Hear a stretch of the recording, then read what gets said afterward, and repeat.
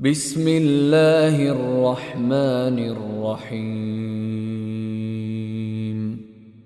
ألف لام را، تلك آيات الكتاب الحكيم. أكان للناس عجبا أن أوحينا إلى رجل منهم أن أنذر الناس وبشر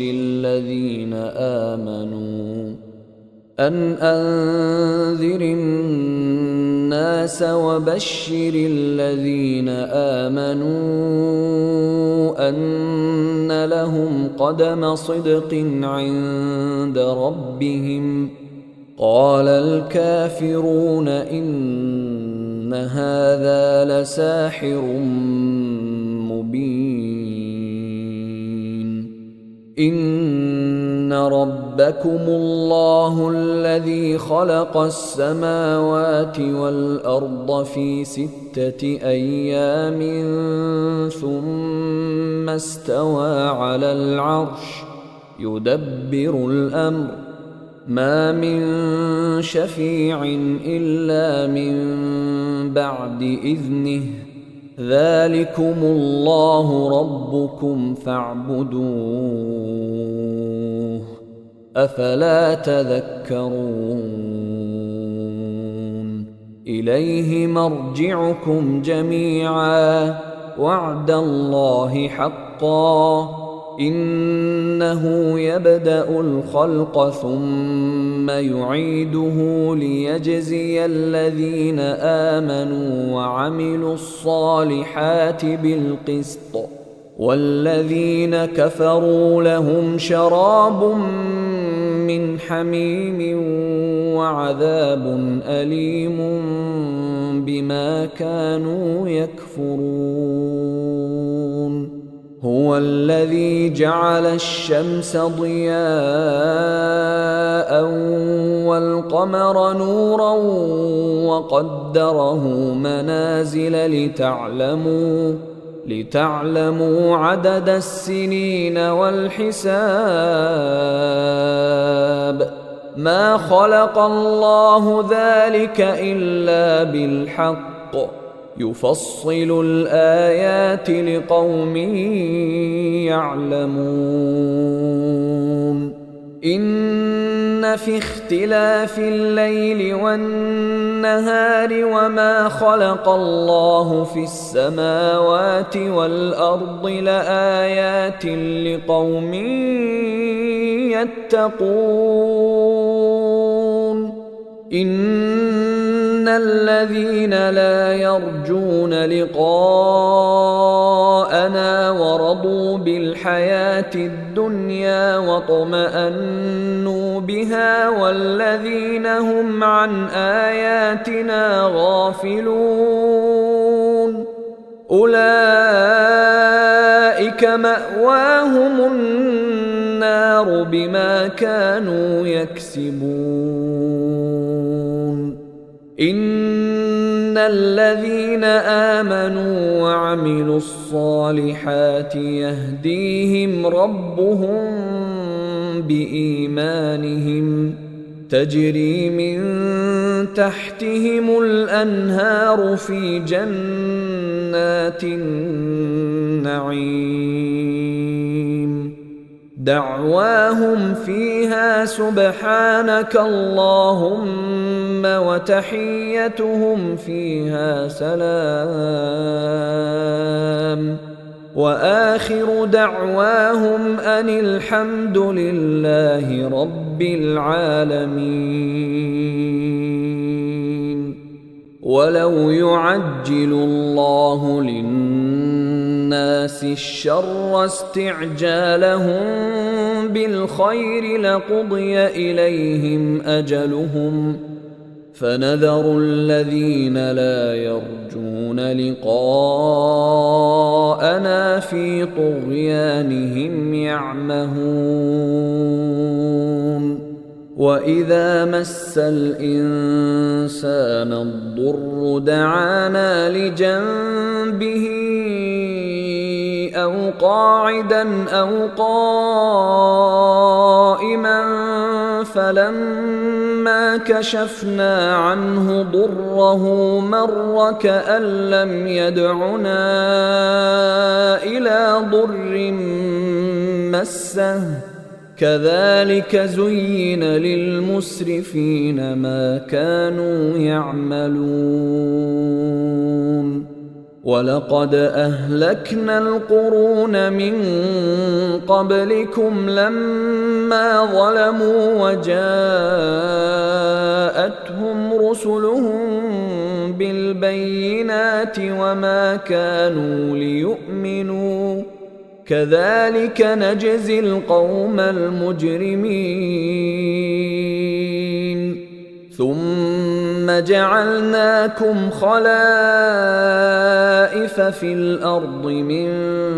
بعدهم لننظر كيف تعملون وإذا تتلى عليهم آياتنا بينات قال الذين لا يرجون لقاء نأت بقرآن غير هذا أو بدله قل ما يكون لي أن أبدله من تلقاء نفسي إن أتبع إلا ما يوحى إلي إني أخاف إن عصيت ربي عذاب يوم عظيم قل لو شاء الله ما تلوته عليكم ولا أدراكم به فقد لبثت فيكم عمرا من قبله أفلا تعقلون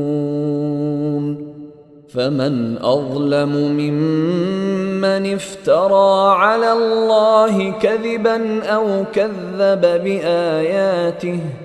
إنه لا يفلح المجرمون ويعبدون من دون الله ما لا يضرهم ولا ينفعهم ويقولون هؤلاء شفعاؤنا عند الله قل أتنبئون الله بما لا يعلم في السماوات ولا في الأرض سبحانه وتعالى عما يشركون وما كان الناس إلا أمة واحدة فاختلفوا ولولا كلمة سبقت من ربك لقضي بينهم فيما فيه يختلفون ويقولون لولا أنزل عليه آية من ربه فقل إنما الغيب لله فانتظروا إني معكم من المنتظرين وإذا أذقنا الناس رحمة من بعد ضراء مستهم إذا لهم مكر في آياتنا قل الله أسرع مكرا إن رسلنا يكتبون ما تمكرون هو الذي يسيركم في البر والبحر حتى حتى إذا كنتم في الفلك وجرين بهم بريح طيبة وفرحوا بها جاءتها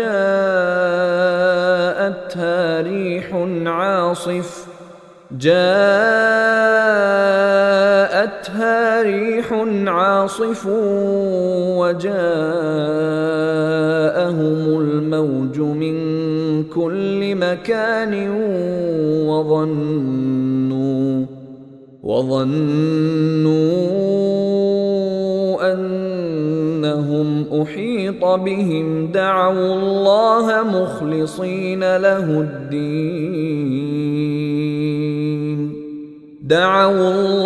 مخلصين له الدين لئن أنجيتنا من هذه لنكونن من الشاكرين فلما أنجاهم إذا هم يبغون في الأرض بغير الحق يا أيها الناس إنما بغيكم على أنفسكم متاع الحياة الدنيا ثم إلينا مرجعكم فننبئكم بما كنتم تعملون إنما مثل الحياة الدنيا كماء إن أنزلناه من السماء فاختلط به نبات الأرض مما يأكل الناس والأنعام حتى إذا أخذت الأرض زخرفها وزينت وظن أهلها أنهم قادرون عليها أتاها أمرنا ليلا أو نهارا فجعلناها حصيدا كأن لم تغن بالأمس كذلك نفصل الآيات لقوم يتفكرون والله يدعو إلى دار السلام ويهدي من يشاء إلى صراط مستقيم. أيها الإخوة الكرام، نذكركم بأن حقوق الطبع والتوزيع محفوظة، والسلام عليكم ورحمة الله وبركاته. أعوذ بالله من الشيطان الرجيم. للذين أحسنوا الحسنى وزيادة ولا يرهق وجوههم قتر ولا ذلة أولئك أصحاب الجنة هم فيها خالدون. والذين كسبوا السيئات جزاء سيئة بمثلها وترهقهم ذلة ما لهم من الله من عاصم كأنما أغشيت وجوههم قطعا من الليل مظلما أولئك أصحاب النار هم فيها خالدون. ويوم نحشرهم جميعا ثم نقول للذين أشركوا مكانكم أنتم وشركاؤكم فزيلنا بينهم وقال شركاؤهم ما كنتم إيانا تعبدون فكفى بالله شهيدا بيننا وبينكم إن كنا عن عبادتكم لغافلين هنالك تبلو كل نفس ما أسلفت وردوا إلى الله مولاهم الحق وضل عنهم ما كانوا يفترون قل من يرزقكم من السماء والأرض أم من يملك السمع والأبصار ومن يخرج الحي من الميت ويخرج الميت من الحي ومن يدبر الأمر فسيقولون الله فقل أفلا تتقون فذلكم الله ربكم الحق فماذا بعد الحق إلا الضلال فأنى تصرفون كذلك حقت كلمة ربك على الذين فسقوا أنهم لا يؤمنون قل هل من شركائكم من يبدأ الخلق ثم يعيده قل الله يبدأ الخلق ثم يعيده فأنى تؤفكون قل هل من شركائكم من يهدي إلى الحق قل الله يهدي للحق أفمن يهدي إلى الحق أحق أن يتبع أم من لا يهدي إلا أن يهدى فما لكم كيف تحكمون وما يتبع أكثرهم إلا ظنًّا إن الظن لا يغني من الحق شيئا إن الله عليم بما يفعلون وما كان هذا القرآن أن يفترى من دون الله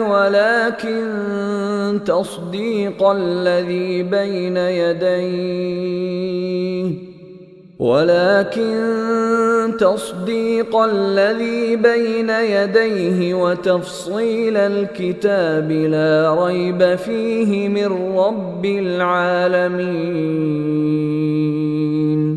أم يقولون افتراه قل فأتوا بسورة مثله وادعوا من استطعتم من دون الله إن كنتم صادقين بل كذبوا بما لم يحيطوا بعلمه ولما يأتهم تأويله كذلك كذب الذين من قبلهم فانظر كيف كان عاقبة الظالمين ومنهم من يؤمن به ومنهم من لا يؤمن به وربك أعلم بالمفسدين وإن كذبوك فقل لي عملي ولكم عملكم أنتم بريئون مما أعمل وأنا بريء مما تعملون ومنهم من يستمعون إليك أفأنت تسمع الصم ولو كانوا لا يعقلون ومنهم من ينظر إليك أفأنت تهدي العمي ولو كانوا لا يبصرون إن الله لا يظلم الناس شيئا ولكن الناس أنفسهم يظلمون ويوم يحشرهم كأن لم يلبثوا إلا ساعة من النهار يتعارفون بينهم قد خسر الذين كذبوا بلقاء الله وما كانوا مهتدين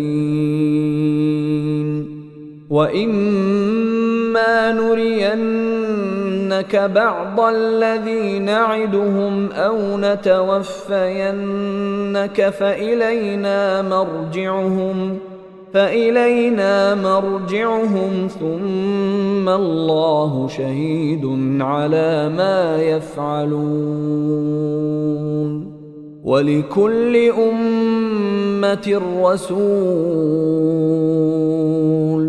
فإذا جاء رسولهم قضي بينهم بالقسط وهم لا يظلمون ويقولون متى هذا الوعد إن كنتم صادقين قل لا أملك لنفسي ضرا ولا نفعا إلا ما شاء الله لكل أمة أجل إذا جاء أجلهم فلا يستأخرون ساعة ولا يستقدمون قل أرأيتم إن أتاكم عذابه بياتا أو نهارا ماذا يستعجل منه المجرمون أثم إذا ما وقع آمنتم به الآن وقد كنتم به تستعجلون ثم قيل للذين ظلموا ذوقوا عذاب الخلد هل تجزون إلا بما كنتم تكسبون ويستنبئونك أحق هو قل إي وربي إنه لحق وما أنتم بمعجزين ولو أن لكل نفس ظلمت ما في الأرض لافتدت به وأسروا الندامة لما رأوا العذاب وقضي بينهم بالقسط وهم لا يظلمون. ألا إن لله ما في السماوات والأرض ألا إن وعد الله حق ولكن أكثرهم لا يعلمون. هو يحيي ويميت وإليه ترجعون. يا أيها الناس قد جاءتكم موعظة من ربكم وشفاء لما في الصدور وهدى ورحمة للمؤمنين. قل بفضل الله وبرحمته فبذلك فليفرحوا هو خير مما يجمعون. قل أرأيتم ما أنزل الله لكم من رزق فجعلتم منه حراما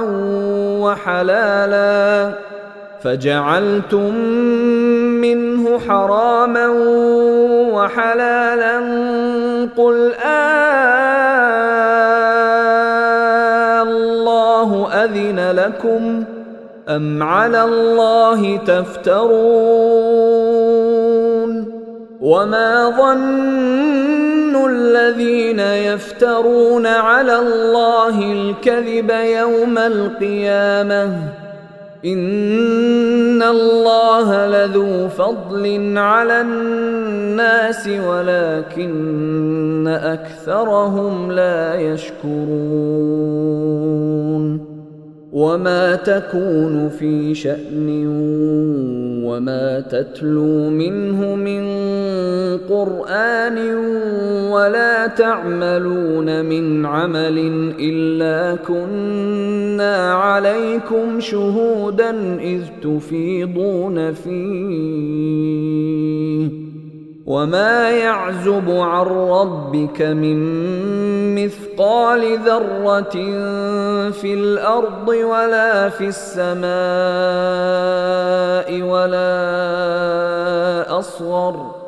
ولا أصغر من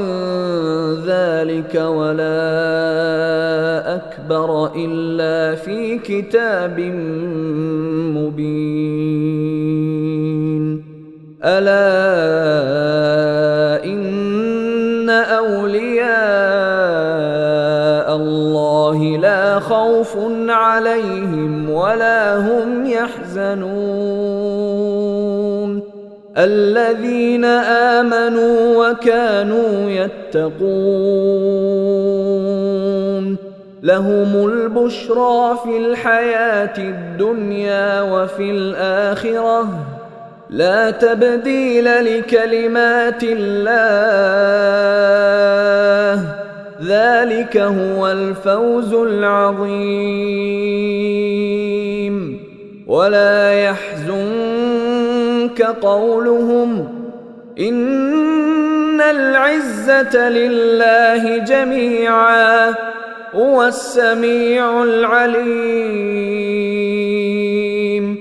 ألا إن لله من في السماوات ومن في الأرض وما يتبع الذين يدعون من دون الله شركاء إن يتبعون إلا الظن وإن هم إلا يخرصون. هو الذي جعل لكم الليل لتسكنوا فيه والنهار مبصرا إن في ذلك لآيات لقوم يسمعون. قالوا اتخذ الله ولدا سبحانه هو الغني له ما في السماوات وما في الأرض إن عندكم من سلطان بهذا أتقولون على الله ما لا تعلمون قل إن الذين يفترون على الله الكذب لا يفلحون متاع في الدنيا ثم إلينا مرجعهم ثم نذيقهم العذاب الشديد بما كانوا يكفرون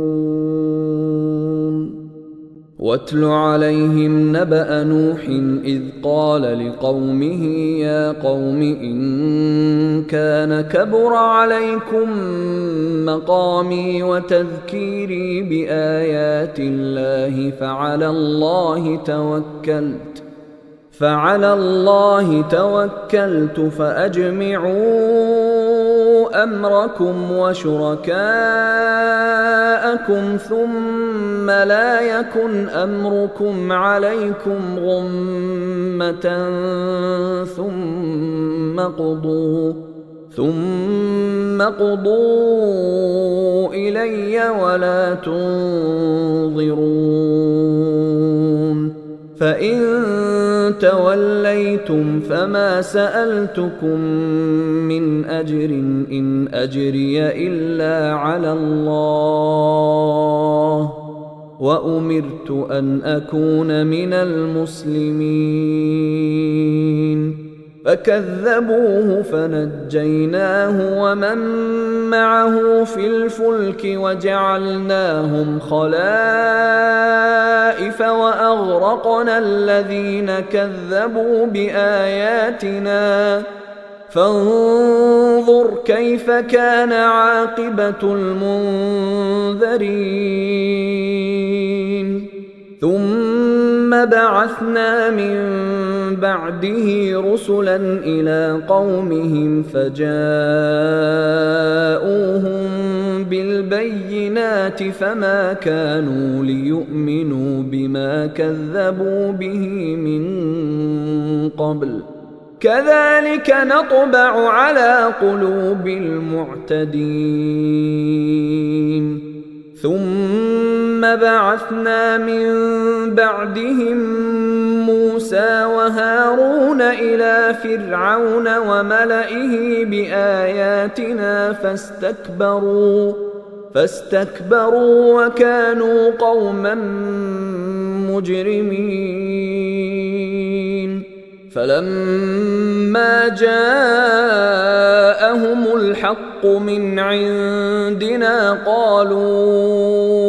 إن هذا لسحر مبين قال موسى أتقولون للحق لما جاءكم أسحر هذا ولا يفلح الساحرون قالوا أجئتنا لتلفتنا عما وجدنا عليه آباءنا وتكون لكما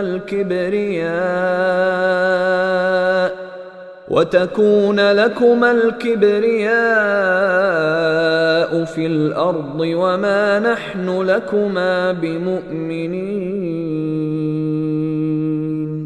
وقال فرعون ائتوني بكل ساحر عليم فلما جاء السحرة قال لهم موسى ألقوا ما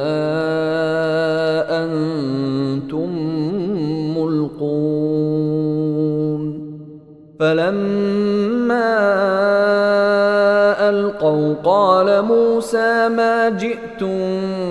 به السحر إن الله سيبطله إن الله لا يصلح عمل المفسدين ويحق الله الحق بكلماته ولو كره المجرمون فما آمن لموسى إلا ذرية من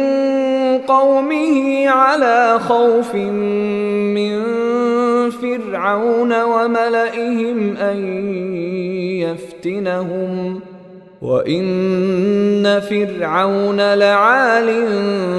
في الأرض وإنه لمن المسرفين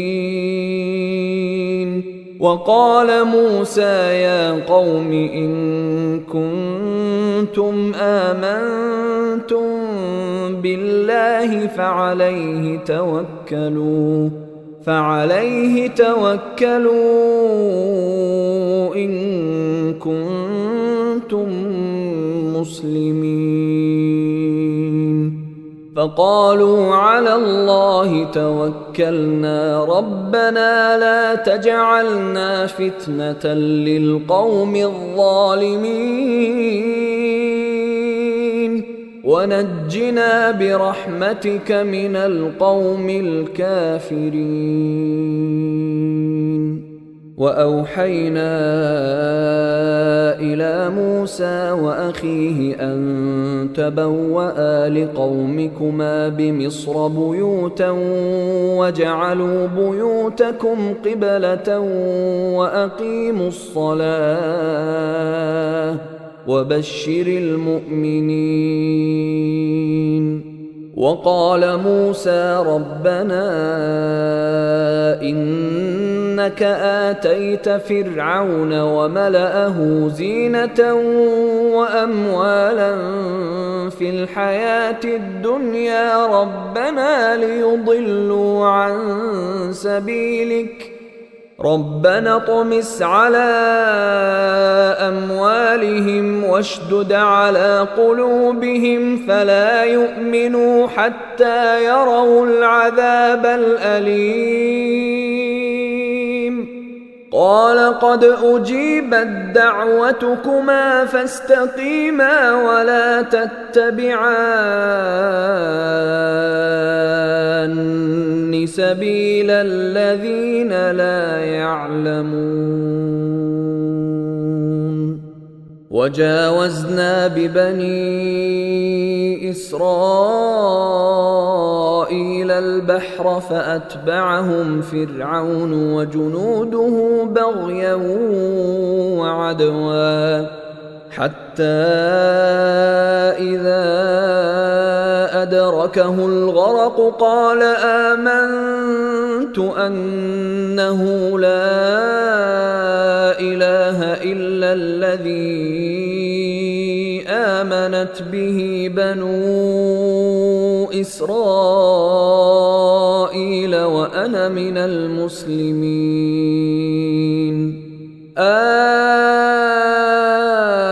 الآن وقد عصيت قبل وكنت من المفسدين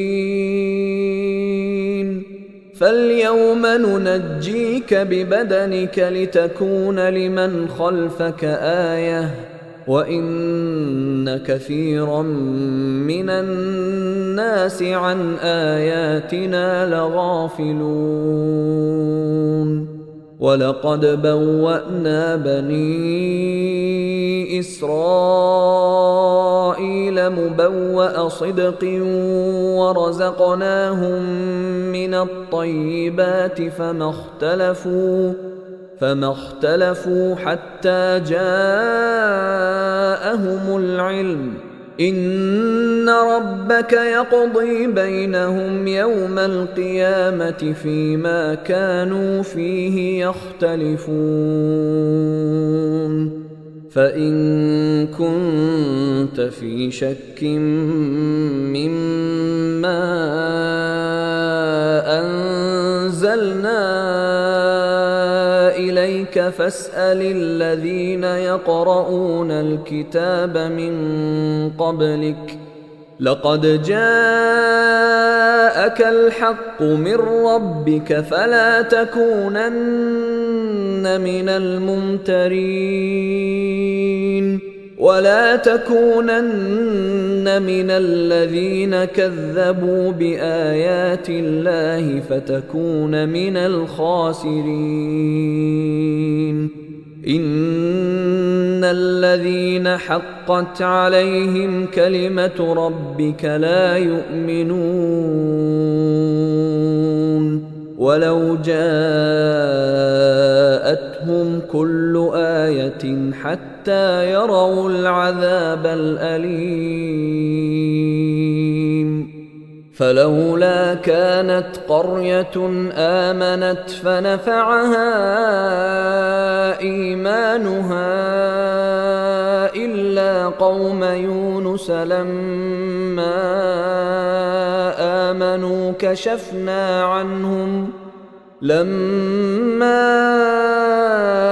آمنوا كشفنا عنهم عذاب الخزي في الحياة الدنيا ومتعناهم إلى حين ولو شاء ربك لآمن من في الأرض كلهم جميعا أفأنت تكره الناس حتى يكونوا مؤمنين وما كان لنفس أن تؤمن إلا بإذن الله ويجعل الرجس على الذين لا يعقلون قل انظروا ماذا في السماوات والأرض وما تغني الآيات والنذر عن قوم لا يؤمنون فهل ينتظرون إلا مثل أيام الذين خلوا من قبلهم قل فانتظروا إني معكم من المنتظرين ثم ننجي رسلنا والذين آمنوا كذلك حقا علينا ننجي المؤمنين قل يا أيها الناس إن كنتم في شك من ديني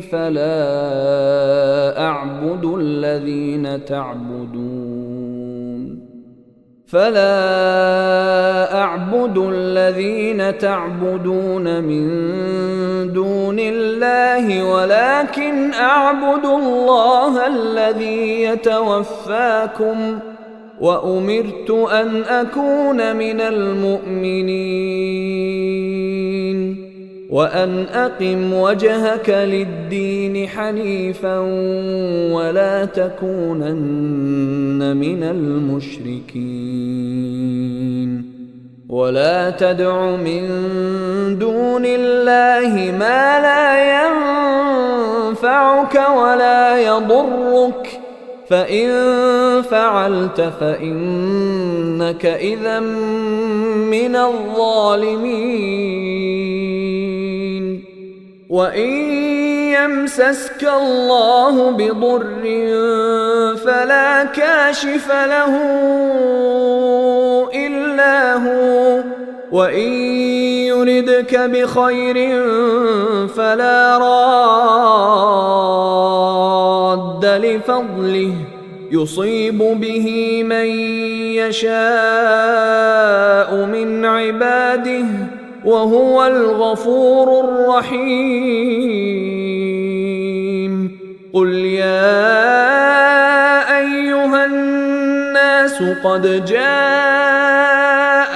الحق من ربكم فمن اهتدى فإنما يهتدي لنفسه ومن ضل فإنما يضل عليها وما أنا عليكم بوكيل